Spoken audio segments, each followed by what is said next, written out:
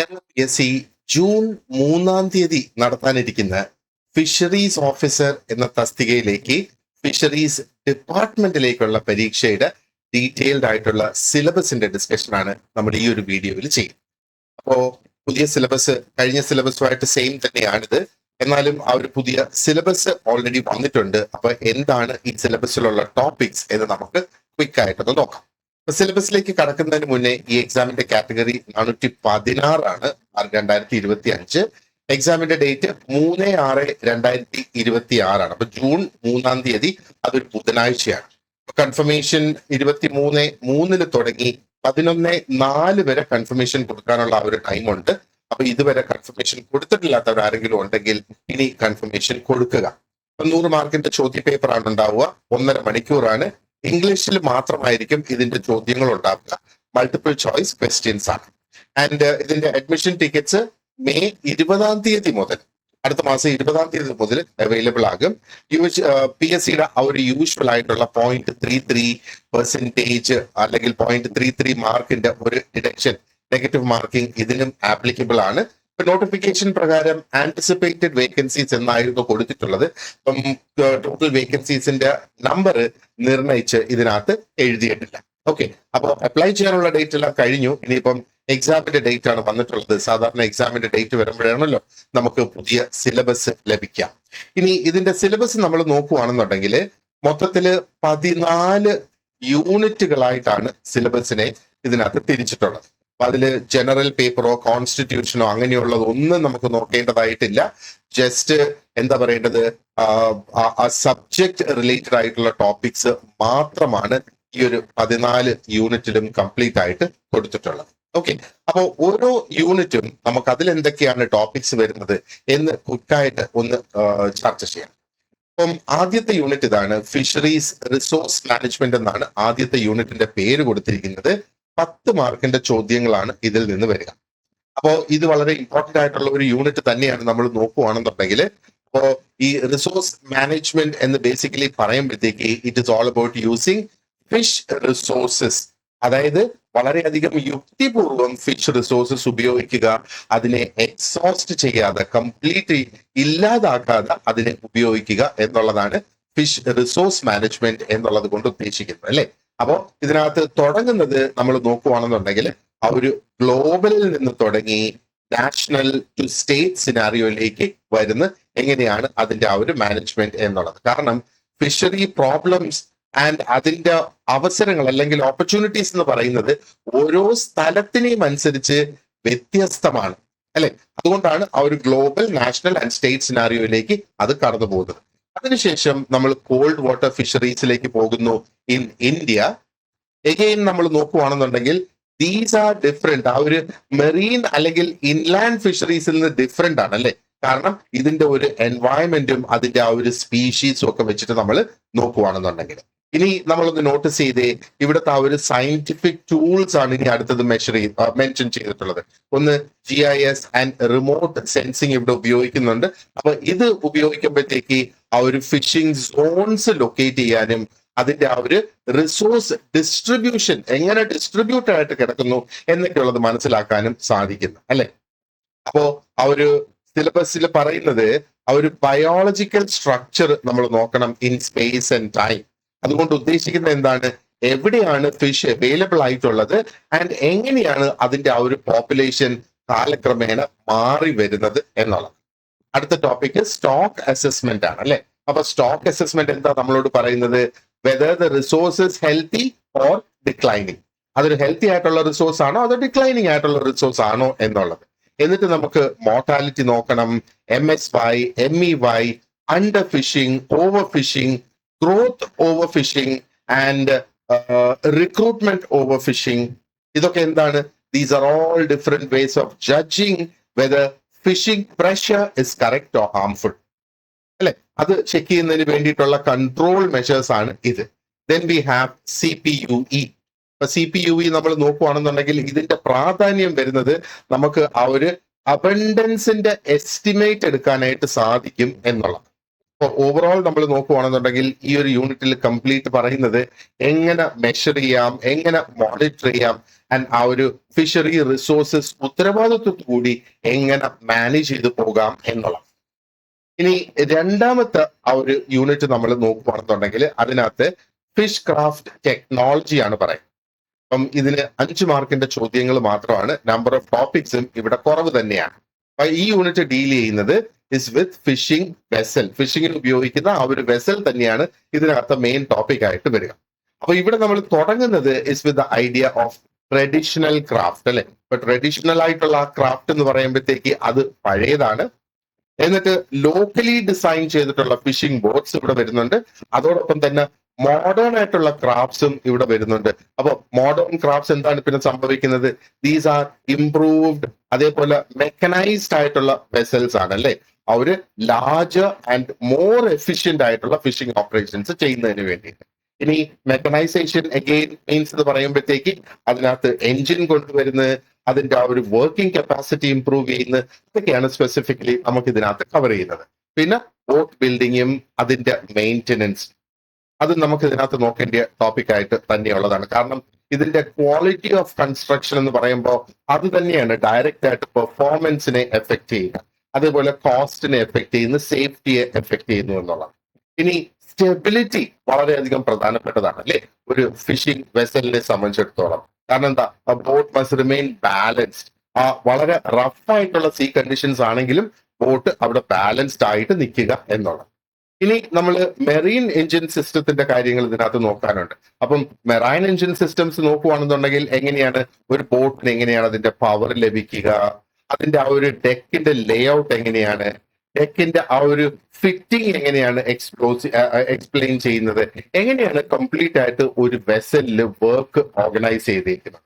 പിന്നെ നമുക്ക് phishing equipment ഉണ്ട്, അല്ലെ. അപ്പൊ ഫിഷിംഗ് എക്യുപ്മെന്റ് കൃത്യമായിട്ട് അറേഞ്ച് ചെയ്ത് വെക്കുകയാണ്. ആ ഒരു അറേഞ്ച്മെന്റ്, അതായത് അത് സൂക്ഷിച്ചിരിക്കുന്ന ആ ഒരു രീതി എന്ന് പറയുന്നത് വളരെ സേഫ് ആയിട്ടും എഫക്റ്റീവ് ആയിട്ടുള്ള ഓപ്പറേഷൻ സാധൂകരിക്കുന്ന ഒരു രീതിയിലായിരിക്കണം. പിന്നെ നമുക്ക് റൂൾസ് ആൻഡ് റെഗുലേഷൻസ് വരും. ആ ഒരു ഭാഗം നമ്മൾ നോക്കുവാണെന്നുണ്ടെങ്കിൽ, പ്രത്യേകിച്ചും ആ ഒരു എക്സാമിന്റെ പോയിന്റ് ഓഫ് വ്യൂവിൽ നോക്കുവാണെങ്കിൽ ഇറ്റ് ഈസ് വെരി ഇമ്പോർട്ടന്റ്. കാരണം അത് ടെക്നോളജിയെയും ലോ ആൻഡ് സേഫ്റ്റിനെയും കണക്ട് ചെയ്ത് വരുന്നു എന്നുള്ളത്. ആൻഡ് ഫൈനലി ഇത് എൻഡ് ചെയ്യുന്നത് vessel monitoring systems and modern tools that are used to track vessel movement and improve control, safety and management. ഇത്രയാണ് രണ്ടാമത്തെ മോഡ്യൂളിൽ നമുക്ക് നോക്കാനുള്ളത്. Now let us move on to the third module. മൂന്നാമത്തെ മോഡ്യൂളിൽ phishing gear ടെക്നോളജിയാണ് പറയുന്നത്. ഇതിനും 5 മാർക്കിന്റെ ചോദ്യങ്ങളാണ് ഈ ഫിഷിംഗ് ഗിയർ ടെക്നോളജിയിൽ ബേസിക്കലി വരും. ഓക്കെ, അപ്പോ ഇവിടെ ആ ഒരു ബോട്ടിൽ നിന്ന് ഷിഫ്റ്റ് മാറി ഫിഷിംഗ് ഗിയറിലേക്ക് വന്നതായിട്ട് നമുക്ക് കാണാം, അല്ലെ. അപ്പോ പലതരത്തിലുള്ള ഫിഷിന് പലതരത്തിലുള്ള ഫിഷിംഗ് ഗ്രൗണ്ട്സ് ആണ് ഉള്ളത്. പലതരത്തിലുള്ള ഫിഷിങ്ങിനും ഫിഷിംഗ് ഗ്രൗണ്ട്സിനും പലതരത്തിലുള്ള, അതായത് അതിന് അനുയോജ്യമായ ഗിയർ അതിന് അവൈലബിൾ ആകണം എന്നുള്ളത്, അല്ലെ.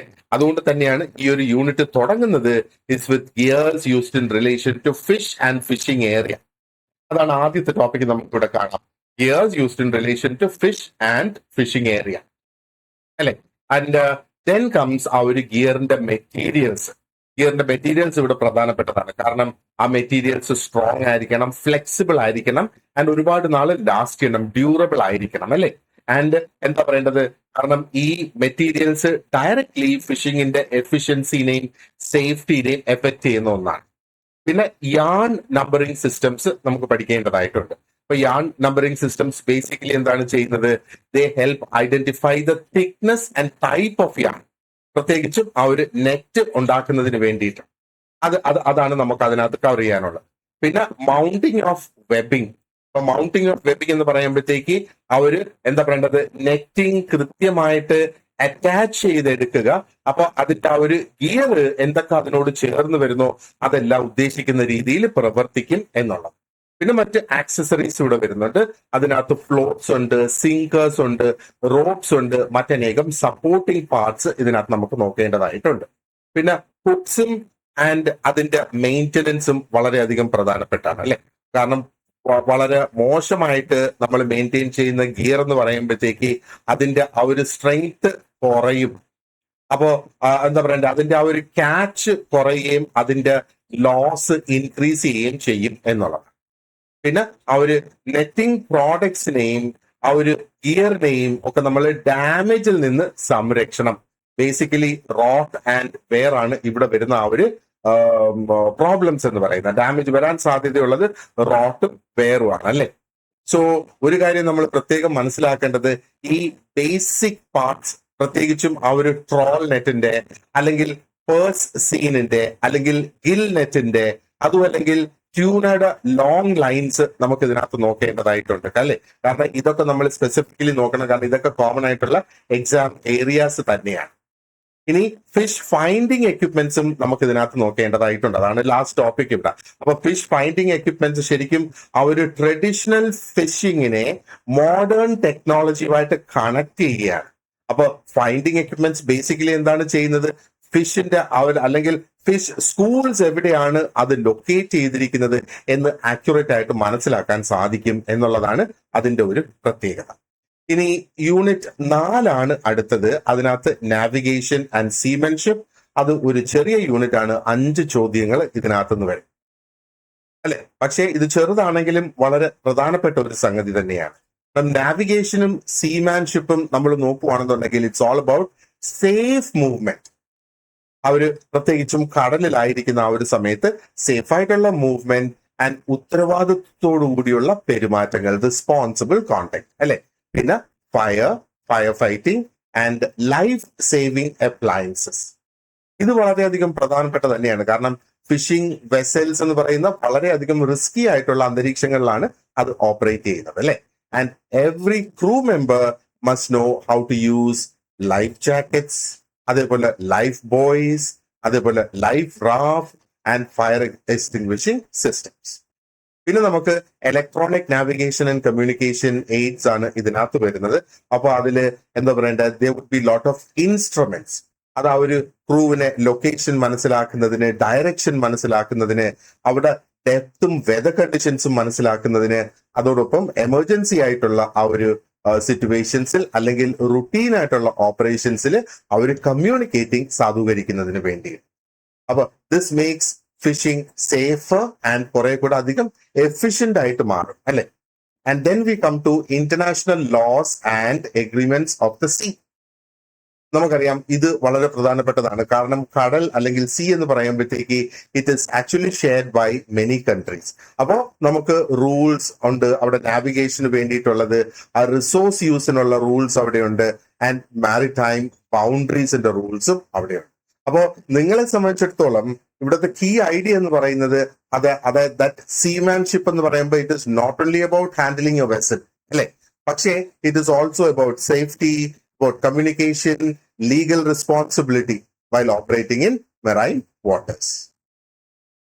ഇനി നമുക്ക് 5ാമത്തെ യൂണിറ്റിലേക്ക് കടക്കാം. 5 ഫിഷ് പ്രിസർവേഷൻ ആണ്.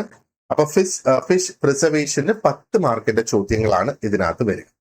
അപ്പൊ ഈ ഒരു യൂണിറ്റിൽ ബേസിക്കലി എക്സ്പ്ലെയിൻസ് അല്ലെങ്കിൽ യൂണിറ്റിൽ പറഞ്ഞിരിക്കുന്ന ടോപ്പിക്സ് നമ്മൾ നോക്കുകയാണെന്നുണ്ടെങ്കിൽ, how fish which is highly perishable can be preserved safely for consumption and trade. Fish basically നമുക്കറിയാം പെട്ടെന്ന് കേടായി പോകുന്ന ഒരു സംഗതിയാണ് അല്ലെ. അപ്പോ ആ ഹൈലി പെരിഷബിൾ ആയിട്ടുള്ള ഫിഷിനെ എങ്ങനെ പ്രിസർവ് ചെയ്ത് അത് ഭക്ഷ്യയോഗ്യമായിട്ട് അതിനെ നിലനിർത്താം, ട്രേഡിന് വേണ്ടിയിട്ട് ഉപയോഗിക്കാം എന്നുള്ളത് തന്നെയാണ്. ആദ്യം നമ്മളിവിടെ മനസ്സിലാക്കേണ്ടത് is the composition and nutritional value of fish. അതാണ് നമ്മുടെ ആദ്യത്തെ ടോപ്പിക് നമുക്കിവിടെ കാണാം അല്ലെ. കാരണം പ്രിസർവേഷൻ എന്ന് പറയുമ്പോഴത്തേക്ക് അത് ആ ക്വാളിറ്റി നിലനിർത്തണം എന്നുള്ളതാണ്. ഫിഷ് പെട്ടെന്ന് സ്പോയിൽ ആയി പോകും, കാരണം അതിനകത്ത് മൈക്രോബ്സ് ഉണ്ട്, എൻസൈംസ് ഉണ്ട്, ഒത്തിരി അധികം കെമിക്കൽ ചേഞ്ചസും അവിടെ സംഭവിക്കും എന്നുള്ളതാണ്. അപ്പോ ഈ ഒരു സിലബസ് നമ്മൾ നോക്കുകയാണെന്നുണ്ടെങ്കിൽ വ്യത്യസ്തമായ പ്രിസർവേഷൻ ഉള്ള മെത്തേഡ്സ് ഇതിനകത്ത് പറയുന്നുണ്ട്. അതിൽ ഫ്രീസിംഗ് ഉണ്ട്, ഡ്രൈയിങ് ഉണ്ട്, ഡീഹൈഡ്രേഷൻ ഉണ്ട്, മാരിനേഷൻ ഉണ്ട്, ഫെർമെന്റേഷൻ ഉണ്ട്, കാനിങ് ഉണ്ട്, ഫ്രീസ് ഡ്രൈയിങ് ഉണ്ട്, ഇറാഡിയേഷൻ ഉണ്ട്, ആൻഡ് ക്രയോജെനിക്സും ഇതിനകത്തുണ്ട്. അപ്പോൾ ഓരോ മെത്തേഡും നമ്മൾ നോക്കുകയാണെന്നുണ്ടെങ്കിൽ അതിന്റെ ആ ഒരു ഷെൽഫ് ലൈഫ് ബെനിഫിറ്റിന് വേണ്ടിയിട്ട് സ്പെസിഫിക് ആയിട്ട് ഡിസൈൻ ചെയ്തിട്ടുള്ളതാണ് അല്ലെ. പിന്നെ ആ ഒരു യൂണിറ്റിനകത്ത് നമ്മൾ കാണുന്നത് റെഫ്രിജറേഷൻ സർവീസ് ആണ്. അപ്പൊ ഇവിടെ ലോസ് ഓഫ് തെർമോഡൈനാമിക്സ് നോക്കേണ്ടതായിട്ടുണ്ട്, റെഫ്രിജറേഷൻ സൈക്കിൾ പഠിക്കേണ്ടതായിട്ടുണ്ട്, ഹീറ്റ് ലോഡ് കാൽക്കുലേഷൻ ആൻഡ് എന്താ പറയേണ്ടത്, റെഫ്രിജറൻസിനെ കുറിച്ച് നമുക്ക് പഠിക്കേണ്ടതായിട്ടുണ്ട്. അപ്പൊ എങ്ങനെയാണ് ആ ഒരു കോൾഡ് സ്റ്റോറേജ് സിസ്റ്റം തന്നെ പ്രവർത്തിക്കുന്നത് എന്നാണ് ഇതിൽ നിന്ന് മനസ്സിലാക്കുന്നത്. അതേപോലെ freezers, cold storages, freezing plants, solar dryers and ice manufacturing, ഇതെല്ലാം ഇതിന്റെ പ്രാക്ടിക്കൽ ആപ്ലിക്കേഷൻസ് ആയിട്ട് നമുക്ക് കാണാം അല്ലെ. ഇനി ഡീഫ്രോസ്റ്റിംഗ്, തോയിങ്, ഇതും ഈക്വലി ഇമ്പോർട്ടന്റ് ആണ്. കാരണം തെറ്റായിട്ടുള്ള ആ ഒരു രീതിയിൽ തോയിങ് നടക്കുകയാണെന്നുണ്ടെങ്കിൽ അതിന്റെ ക്വാളിറ്റി അവിടെ കുറഞ്ഞു വരും എന്ന് നമുക്ക് കാണാം അല്ലെ. പിന്നെ ടോപ്പിക്സ് ഇതിനകത്തുള്ളത് പാക്കേജിങ്, ട്രാൻസ്പോർട്ടേഷൻ ആൻഡ് സ്റ്റോറേജ്, ഇതാണ് അതിന്റെ ആ ഒരു ഫൈനൽ സ്റ്റെപ്സ് എന്ന് പറയുന്നത്. അപ്പൊ ഇവിടുത്തെ പ്രധാനപ്പെട്ട ഐഡിയ എന്ന് പറയുന്നത് preserve fish quality from harvest to consumer. അതെങ്ങനെ ചെയ്യണമെന്നാണ്, ആ ഒരു സ്പോയിലേജ് കൺട്രോൾ ചെയ്യുക. And how is it done? Through proper processing, cold chain and handling. അതാണ് ബേസിക്കലി ഈ ഒരു സിലബസ് നമുക്ക് തരുന്ന ആ ഒരു മെസ്സേജ് അല്ലെ.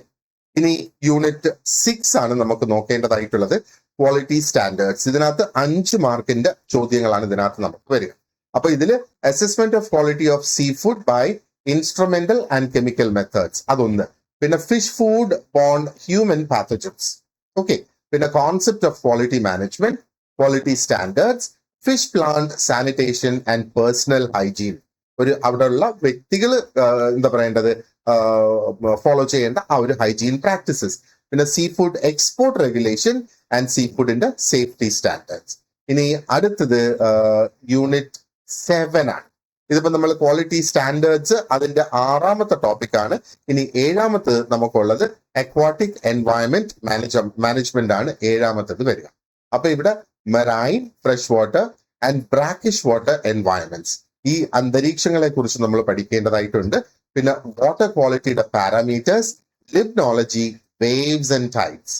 പിന്നെ water masses, winds, clouds, ocean currents, migration of fishes, biodiversity indices, mangroves, seagrasses, aquatic flora and fauna of ecological significance. ഇവിടെ അവർ എക്കോളജിക്കലി സിഗ്നിഫിക്കന്റ് ആയിട്ടുള്ള അക്വാട്ടിക് ഫ്ലോറ ആൻഡ് ഫോണ നോക്കണം. ആൻഡ് അക്വാട്ടിക് പൊല്യൂഷൻ ആൻഡ് ആ പൊല്യൂഷന്റെ മിറ്റിഗേഷനും നമുക്ക് നോക്കേണ്ടതായിട്ടുണ്ട്. ഇതാണ് നമുക്ക് 7ാമത്തെ ടോപ്പിക് ആയിട്ട് ഉള്ളത്. ഇനി 8ാമത്തെ ടോപ്പിക് നമ്മൾ നോക്കുകയാണെങ്കിൽ അത് farming of food fishes and cell fishes. 10 മാർക്കിന്റെ യൂണിറ്റ് ആണ്, അത്യാവശ്യം വലിയ ഒരു യൂണിറ്റ് ആണ് എന്നുള്ളത് തന്നെ നമുക്കിവിടെ കാണാം അല്ലെ. അപ്പൊ ഇതിൽ നിന്ന് എന്താണ് ആ ഒരു global, national and state scenario, ഫാമിങ്ങും നമ്മുടെ ആദ്യത്തെ യൂണിറ്റ് സ്റ്റാർട്ട് ചെയ്യുന്നത് പോലെ അതിന്റെ ആ ഒരു global, national and state scenario നമുക്ക് നോക്കേണ്ടതായിട്ടുണ്ട്. ഇനി water as a medium of culture, different systems of aquaculture for major candidate species. ഇനി ഇന്റഗ്രേറ്റഡ് ഫിഷ് ഫാമിംഗ് നോക്കണം, sewage fed fish culture, organic recycling and detritus food chain, പിന്നെ recent trends and technologies in aquaculture, പിന്നെ use of agro-industrial waste and biofertilizers in aquaculture, അതേപോലെ water and soil quality management, ecosystem management in aquaculture, then climate smart aquaculture, പിന്നെ breeding and hatchery management of potential finfish and shellfish, പിന്നെ live food organisms, nutritional requirements, engineering aspects of aquaculture, farm and aquaculture hatcheries, and finally fish feed and fish nutrition. അപ്പൊ ഇത്രയും ടോപ്പിക്സിൽ നിന്ന് നമുക്ക് 10 ചോദ്യങ്ങൾ വരാം. അതാണ് 10 മാർക്കിന്റെ ചോദ്യങ്ങൾ എന്ന് നമ്മൾ ഇതിനകത്ത് കാണുന്നു. ഇനി നമുക്ക് 9ാമത്തെ യൂണിറ്റിലേക്ക് കടക്കാം. അപ്പൊ 9ാമത്തെ യൂണിറ്റിൽ സ്പെസിഫിക്കലി ഓർണമെന്റൽ ഫിഷ് കൾച്ചർ ആണ് പറയുന്നത്. അതിൽ 5 മാർക്കിന്റെ ചോദ്യങ്ങളാണ്. അപ്പൊ ഇതിനകത്ത് നമുക്ക് breeding and rearing of exotic and indigenous ornamental fishes, then fabrication, setting up and maintenance of fresh water and marine aquarium, പിന്നെ വേൾഡ് ട്രേഡ് ആൻഡ് അതിനകത്തുള്ള export potential, then trade regulations in relation to ornamental fishes, പിന്നെ green certification, live feed. ഇത്രയാണ് 9ാമത്തെ യൂണിറ്റിൽ നമുക്ക് നോക്കേണ്ടതായിട്ടുള്ളത്. Now let us look at unit 10. 10ാമത്തേതില് aquatic animal health management ആണ്. ഇതിനും 10 മാർക്കിന്റെ ചോദ്യങ്ങൾ ഇതിനകത്തുനിന്ന് വരും. അപ്പൊ ഇവിടെ അത്യാവശ്യം കുറവാണ് ടോപ്പിക്സ്. ഐ മീൻ ലൈക്ക് നമ്മൾ മറ്റ് യൂണിറ്റ് കഴിഞ്ഞ യൂണിറ്റ് ഒക്കെ വെച്ച് കമ്പയർ ചെയ്യുമ്പോൾ ടോപ്പിക്സ് കുറവാ. ബട്ട് ദെൻ ഇത് കുറച്ച് വാസ്റ്റ് ആണ് എന്ന് നമ്മൾ ഓർക്കുക. അപ്പോ ഇൻവെസ്റ്റിഗേഷൻ, അത് ഡയഗ്നോസിസ് ചെയ്യുന്നതിന് വേണ്ടിയിട്ടാണ് ഇൻവെസ്റ്റിഗേഷൻ അല്ലെ. Symptoms, diagnosis and therapeutic applications of diseases, പിന്നെ fish pharmacology, fish toxicology, immune stimulants and bioremediation. പിന്നെ നമുക്ക് നോക്കേണ്ടത് probiotics, prebiotics, AMR, BMP, quarantine, emerging pathogens and non infectious diseases. ഇത്രയാണ് നമുക്ക് യൂണിറ്റ് 10ന്റെ ഭാഗമായിട്ട് നമുക്ക് നോക്കേണ്ടതായിട്ടുള്ളത്. Now let us move on to unit 11, അല്ലെങ്കിൽ ആ ഒരു 11th ടോപ്പിക് ഇതാണ്. അത് ഫിഷറീസിന്റെ സ്റ്റാറ്റിസ്റ്റിക്സ് ആണ് ഇവിടെ വന്നിട്ടുള്ളത്. അതിലും 10 മാർക്കിന്റെ ചോദ്യങ്ങൾ തന്നെയാണ്. അപ്പോ probability, random variable, concepts of binomial, Poisson and normal distribution and their use in fisheries, പിന്നെ basic concept of sample distribution, standard error and central limit theorem. Then we have the tests of significance based on normal, T, chi-square and F distributions. In a relation between correlation and regression, then length-weight relationship in fishes, and applications of linear regression in fisheries, in a methodology of estimation of marine fish landings in India, and finally, estimation of inland fish production in India and problems encountered with that. അതാണ് നമുക്ക് എന്താ പറയേണ്ടത് 11ാമത്തെ യൂണിറ്റിൽ നമുക്ക് നോക്കേണ്ടതായിട്ടുള്ളത്. മൊത്തം 14 unit ആണ് അല്ലെ. അപ്പോൾ ഇനി 12ാമത്തെ യൂണിറ്റിലേക്ക് നടക്കാം. ഫിഷറീസ് എക്സ്റ്റൻഷൻ ആണ് നമുക്ക് ഇവിടെ നോക്കേണ്ടതായിട്ടുള്ളത്. അപ്പൊ ബേസിക്കലി നമുക്ക് എക്സ്റ്റൻഷൻ എഡ്യൂക്കേഷന്റെ കോൺസെപ്റ്റ്സ് അല്ലെങ്കിൽ അതിന്റെ പ്രിൻസിപ്പിൾസ് വരുന്നുണ്ട്. പിന്നെ types of education, fisheries extension methods, basic principles of teaching and learning, government and non-government organizations involved in fisheries extensions of India. Now, fisheries co-management, adoption and diffusion of innovations, transfer of technology process, extension program planning and evaluation. പിന്നെ ഈ extension പ്രോഗ്രാംസിന്റെ പ്ലാനിങ്ങും അതിന്റെ ഇവാലുവേഷനും ആണ്. Then we have RRA, PRA, PTD, പിന്നെ rural sociology, അതോടൊപ്പം important sociological concepts, പിന്നെ social problems and conflicts in fisheries, social control, gender issues in fisheries. അതാണ് fisheries എക്സ്റ്റൻഷന്റെ ഭാഗമായിട്ട് നമുക്ക് നോക്കേണ്ടതായിട്ടുള്ളത്. ഇനി 13ാമത്തെ ടോപ്പിക്കിലേക്കാണ് നമ്മൾ കടക്കുന്നത്. 13ാമത്തെ ടോപ്പിക് ഫിഷറി എക്കണോമിക്സ് ആണ്. അപ്പോൾ ഇതിനകത്ത് 5 മാർക്കിന്റെ ചോദ്യങ്ങൾ മാത്രമേ ഈ ഒരു വലിയ ടോപ്പിക്കിൽ നിന്ന് വരൂ. അപ്പൊ ഇവിടെ ആദ്യം elasticity in fisheries managerial decision, ഇതാണ് നമുക്ക് നോക്കേണ്ടതായിട്ടുള്ളത്. അപ്പോ ഇവിടെ ഈ elasticity in fisheries management decisions എന്ന് പറയുമ്പോഴത്തേക്ക് നമ്മൾ എങ്ങനെയാണ് ആ ഒരു ഡിമാൻഡും സപ്ലൈയും എങ്ങനെയാണ് ചേഞ്ച് ആകുന്നത്, ആ ഒരു പ്രൈസും മറ്റ് ഫാക്ടേഴ്സും ചേഞ്ച് ആകുമ്പോൾ അതാണ് നമ്മൾ ഇതിനകത്ത് ബേസിക്കലി നോക്കുന്നത് അല്ലെ. And then we have farm production economies, then production functions in fisheries, പിന്നെ break even analysis of fish production system, പിന്നെ concepts of externalities and social cost, factors of production, marginal cost and return, farm planning and budgeting, accounting, measurement and determinants of national income, contribution of fisheries to GNP and employment, balance of payments, economic growth and sustainable development.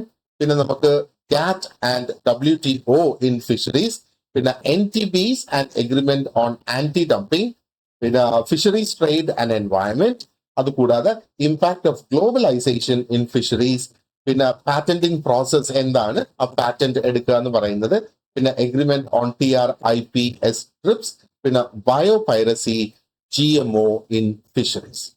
ഇത്രയാണ് എന്താ പറയേണ്ടത് നമുക്ക് ഈ ഒരു 13ാമത്തെ ടോപ്പിക്കായിട്ട് നമുക്ക് നോക്കേണ്ടതായിട്ടുള്ളത്. ഇനി last ടോപ്പിക്കിലേക്കാണ് നമ്മൾ കടക്കുന്നത്. ആൻഡ് അത് ഫിഷറീസ് അഡ്മിനിസ്ട്രേഷൻ ആൻഡ് ലെജിസ്ലേഷൻ ആണ്. അതിൽ മൊത്തം 5 മാർക്കിന്റെ ചോദ്യങ്ങളാണ് ഈ ഒരു യൂണിറ്റിൽ നിന്ന് വരുന്നത്.